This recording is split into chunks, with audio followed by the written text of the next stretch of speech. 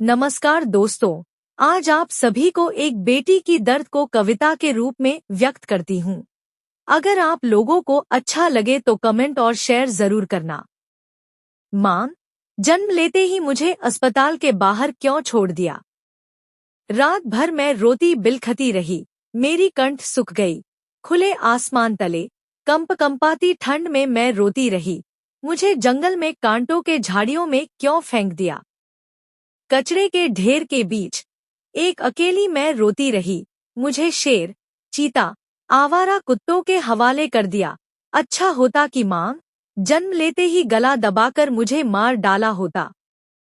अपनी अय्याशी के लालसा में तुम बहकती चली गई, तन के भूख में तुम समर्पित रही, जरा भी एहसास न हुई। लोक लाज के खातिर मुझे अनाथालय में छोड़ दिया, जीवित रहकर भी मुझे तुम ना मिली, अब क्या फायदा होगा? किस्मत ने करवट ली, मुझे किसी अभागन के प्यार मिल गई, अपनी आंखें खोलने की मौका मिला। उनकी मुस्कुराहट ने मुझ में प्रेरणा जगाई, फिर भी कहती हूँ माँ, जन्म लेते ही गला दबाकर मुझे मार डाला होता। चारों ओर बेटियों के साथ हैवानियत हो रही है, दरिंदों ने उन्हें तड़पा तड़पा कर मारते हैं। मुझे भी उन हैवानों के बीच जीना सीखना होगा। अच्छा होता कि पहले ही गला दबाकर मुझे मार डाला होता।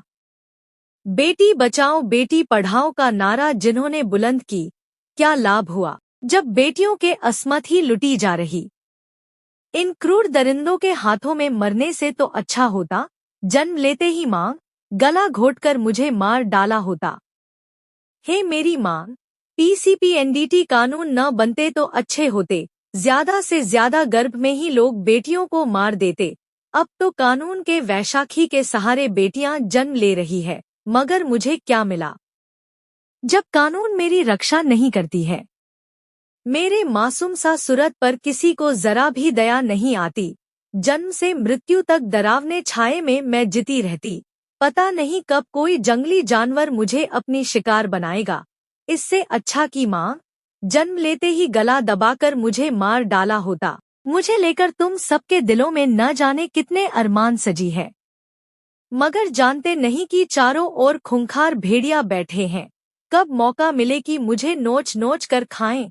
ऐसे में अपनी मकसद में बेटी कामयाब कैसे हो पाए। बड़ी होकर मेरी बेटी डॉक्टर बने या तो इंजीनियर बने, बड़ी होकर मेरी बेटी एक चमकती हुई सितारा बने, ओलंपिक जैसे खेलों में सोने की मेडल जीतकर लाएं, चारों दिशाओं में कामयाबी की परचम लहराएं।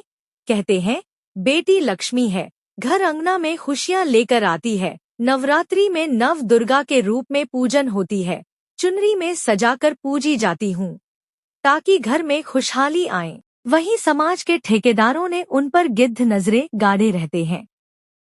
समाज के मौका परस्त लोग मुझे तराजू में तोलते हैं, अपनी किस्मत संवारते। ऐसे समाज में बेटियां कैसे सुरक्षित रहें।